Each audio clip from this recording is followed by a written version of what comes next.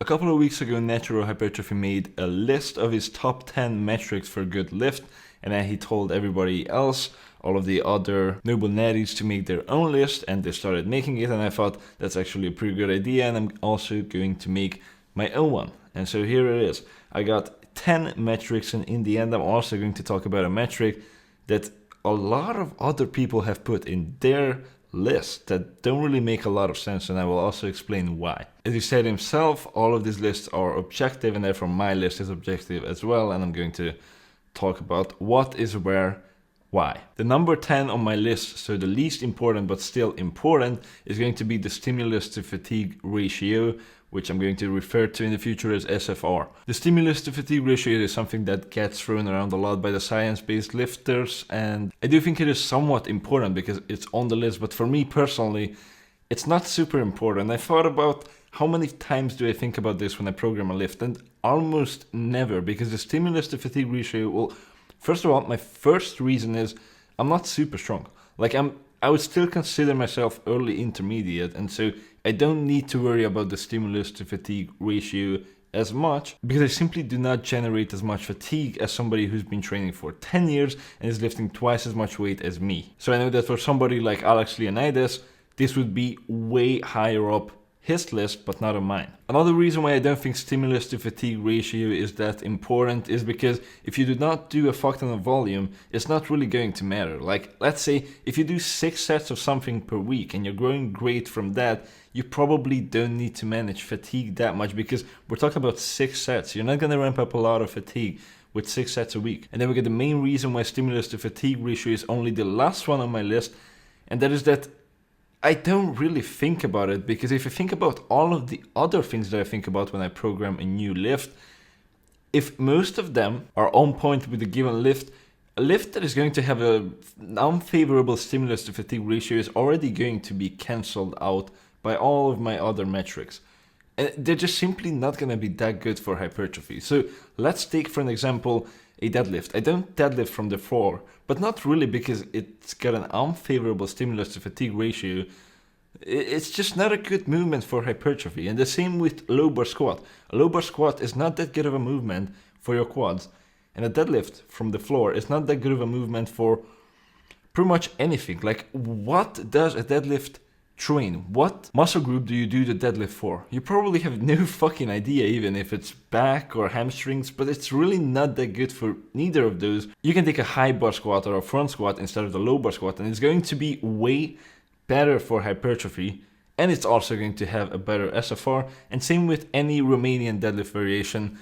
Any Romanian deadlift variation or anything like that is going to be way better than a deadlift from the floor, and it also has a better stimulus to fatigue ratio. So when I program a lift, I look at how good they are for hypertrophy, and if they're really good for hypertrophy, they're probably gonna have a good stimulus to fatigue ratio anyways, and the ones that are not that good are automatically going to be cancelled out without me thinking about SFR. On number 9, we got enjoyment. I know that natural hypertrophy put enjoyment in the first place. I completely fucking disagree with that. I think enjoyment is not that important. One of the reasons why actually is because, just like Basement Bodybuilding said in his own metric list, I'm the kind of person who is pretty much driven by results. And for an example, when I really want to grow my arms, I start really enjoying the exercises that I know will grow my arms. Like, for an example, I really love tricep training. It's probably my favorite muscle group to train because that's what I am focusing on the most at the moment, and I was focusing on it the most in the past 1 year. And just because I know that, for an example, a preacher curl from my biceps and Smith JM press from my triceps and overhead extensions, these are gonna make a huge difference, I'm going to enjoy these a lot. But I will say that I know that for some people enjoyment should be higher up on the list, because as Natural Hypertrophy said, if you don't enjoy a lift, you're just not going to do it. Those are some people, it's not me. I'm pretty disciplined in this regard. If I put something in my program, I'm going to do it, regardless of how much I hate it. Even if I hate it and I dread doing it every single time, I'm still going to do it. If I write something on the paper where my program is, it's part of the program. I just have to do it. But I know that a lot of people aren't like that, and if they put in something that they don't like, they're just going to skip. So for that people, yes, enjoyment should be higher up on the list. And also, it's still on my list. The reason why is because I remember when a couple of years ago I used to program Bulgarian split squats after a bunch of other quad exercises because I was an idiot on the Smith machine, and I fucking hated that exercise and I didn't enjoy it. And the problem is I still did it every single time, but when I saw that exercise at the next, I started randomly doing shit, filling up my water bottle, going to the bathroom, talking with people I knew at the gym, and I just started wasting time, and I don't have that much time anymore, so I actually just gotta go in, get my workout in, and I go the fuck home. I don't have time to talk with people and do all that shit. So that's why enjoyment is still on the list, but it's not very important. It's almost the last on the list, because I want to say one example. For me, I really hate any sort of calf raise where my legs are straight. So any sort of standing calf raise or a straight leg calf raise on a leg press or anything like that, I motherfucking hate those. And I love the seated calf raise machines. I enjoy them a lot more. But I used to do those and I wouldn't get any results from them, literally. And after I know that a lot of people say that you should do both.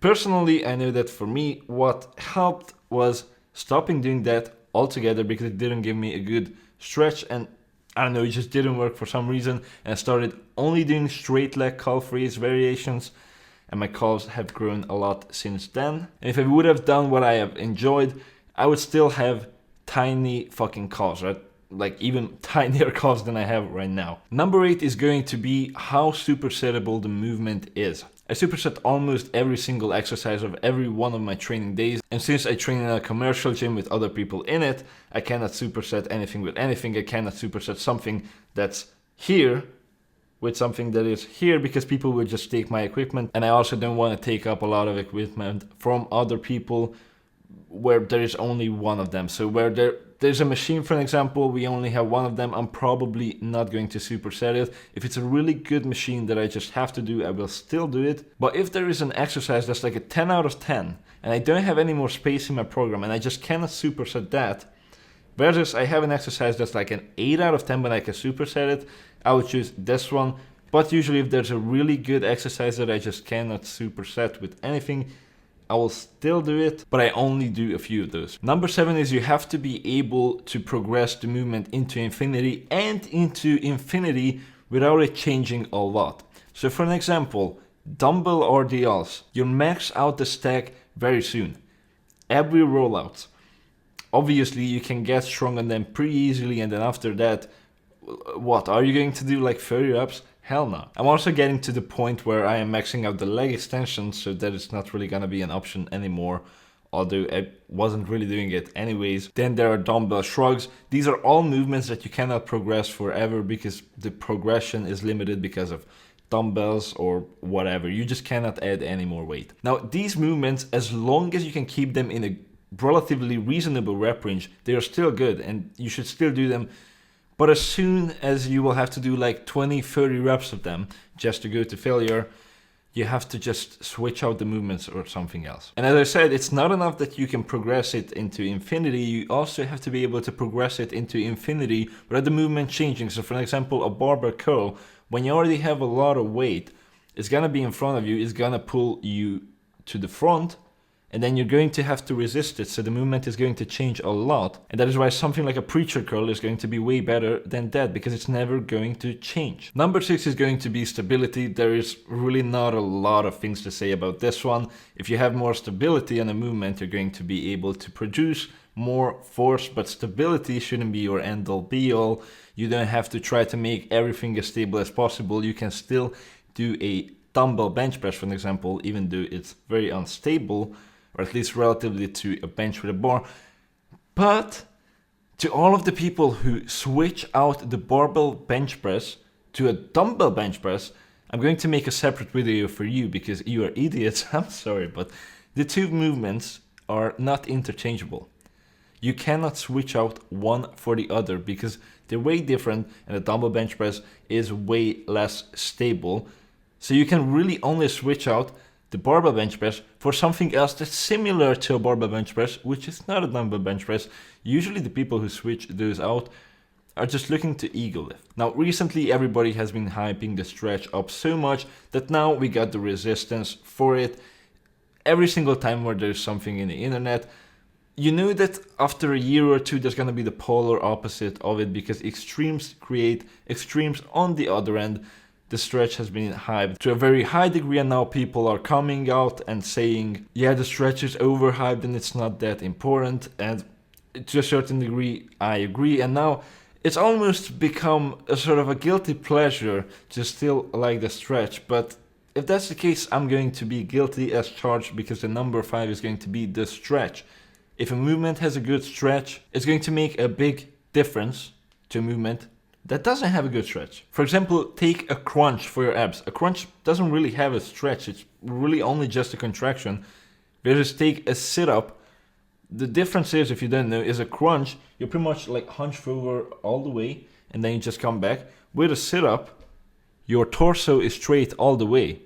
And especially when you come down, you should extend your spine a little bit and come down that way, and that way your abs will get a lot more stretch, and that is a much more solid movement. However, something that people critique when it comes to the stretch is that the stretch is not as important as tension curves, because if there is no tension in the stretch, it doesn't really matter, and I completely agree, and that's exactly why number 4 are going to be whether a lift is lengthened biased, mid-range biased, or short biased, so basically resistance profiles. Let's take a lift that has a really great stretch but not much tension in the stretch, and there's another lift that doesn't have as great of a stretch, but there's a really high tension in the most stretch part of the movement. Movement B is generally going to be better, and I will also give you a real life example.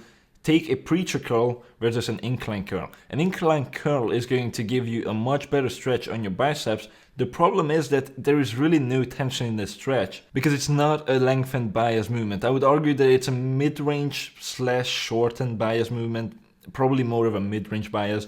But when you take a preacher curl, both lifts are really good, but a preacher curl is going to be better because although it's not going to have as big of a stretch, it's going to be a lot more lengthened bias because it's going to be hardest at the lower portion of the lift where your biceps are the most stretched during the movement. Number 3, we got time testedness.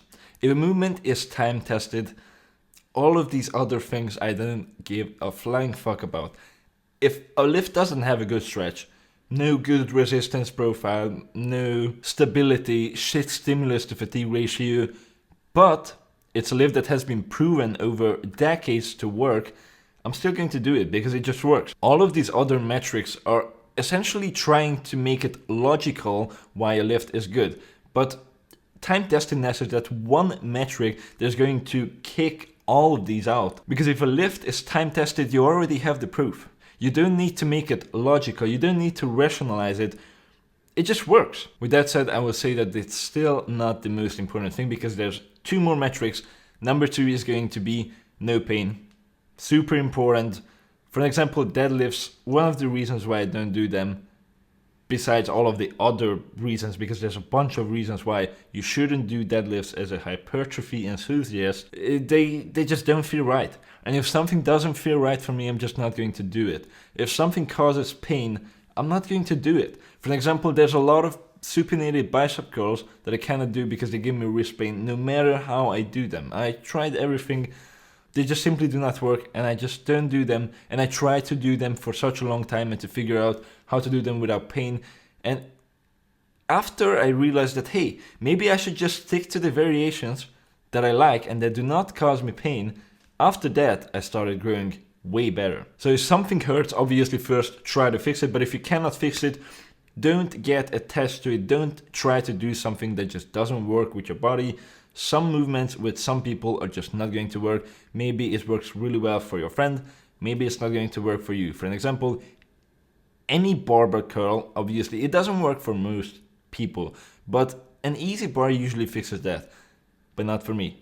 If I do anything on an easy bar, it's going to hurt like crazy, so I'm just not using an easy bar ever. And number 1, the most important metric is going to be something that I would call standardization. How I would explain it is when I get this lift bigger, when I get my numbers higher on this lift, I know that the muscle that it trains is going to get bigger. So essentially direct strength to muscle gain correlation. Now obviously to a lot of people this might sound a little bit stupid because yeah, obviously if you get a lift stronger, you're going to get stronger and bigger, right? But that's not really a case with some of the lifts. It's really the lifts that this rule cancels out for me that are so shit that you cannot really tell when you progress. Like I would just give you an example, and it also overrides for me the time testedness, which you will see. Barbell rows.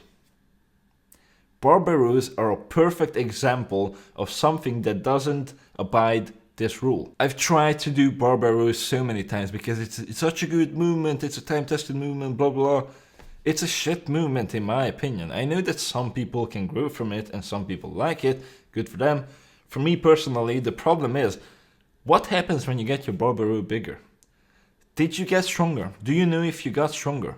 The barbell row is such a weird movement when you can cheat so much and you can change your technique so much and it becomes a completely different movement. Like you can literally call something a barbell row and people usually call like 3-4 different movements the same thing, a barbell row. If you go from a 1-plate barbell row to a 2-plate barbell row, maybe your back is going to stay the same. You have no fucking idea because it's such a shit movement that when you get it stronger, you might have gotten actually bigger, but you might have also just started cheating more and more and more. Whereas if you add a plate on your bench, your chest is going to be bigger. Now, I will say that the back and especially the traps are automatically a very cursed muscle group because to that muscle group, it's really hard to find a movement, pretty much impossible actually, that is completely standardized because there is really no clear lockout. It's just a contraction, but something that although it's not a trap movement, for an example, or it's not the same as a barbell row, but something that's also a back movement, pull-up. Pull-ups are standardized. Yeah, you can change your technique a little bit, obviously, but if you put a plate on your weighted pull-ups, your back is going to get bigger. Simple as that. Whereas if you put a plate on your barbell row, it might get bigger, it might not. Why do you think that people always ask you your bench press when you tell them that you lift? Because you can roughly gauge where a person is at in terms of physical development when you ask how much they bench. If you ask somebody, hey, how much you bench? And they say, oh, I bench 200 pounds for 10, you're going to know roughly where they are at. Whereas if you ask somebody, oh, how much do you barbell row? And they say, oh, I barbell row 2 plates for 10. You're going to be like, yeah, I have no idea how strong you actually are and how you're doing the movement. Like, the same guy can probably get in a good workout from barbell rowing 1 plate and 2 plates. And maybe even 3 plates. Like, you can ask 2 people who barbell row 2 plates, and one of them is going to look like this, and the other one is going to have a complete Doritos back. So that is the most important metric for me. Another great example for that is rear delt flies, where you just bend over and do rear delt flies. Those are the same, to be honest. Like, first of all, they're not that good of a movement for hypertrophy, but also, when you add a couple of reps on them, you don't know if you have actually gotten stronger or if you just started cheating more or whatever.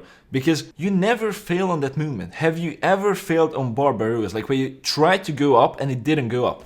Like when you fail on bench, you try to bench press and then it just stops and it falls back on you. That never happens with a barbell row.